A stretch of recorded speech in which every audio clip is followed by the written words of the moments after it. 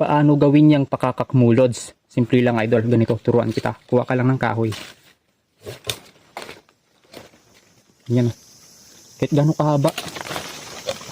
Basta wag lang ganun kaiksi rin. Ganyan. Yan siya kahoy.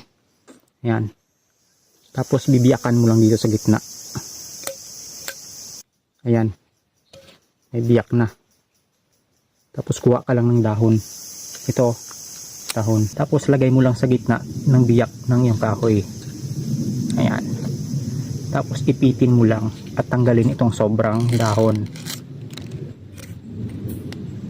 Siyempre magkabilaan para walang sagabal. So ayan na siya. May dahon na siya sa gitna. Ayan o. Dahon. Tapos ihipan lang natin. Nakadepende yung timpla nito sa pag-iihip mo. May timpla rin kasi ito. So ayun, ayos yung tunog.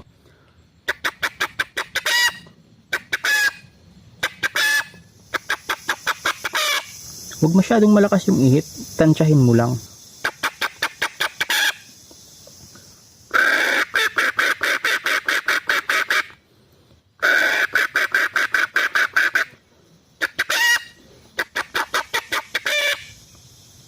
Ayos.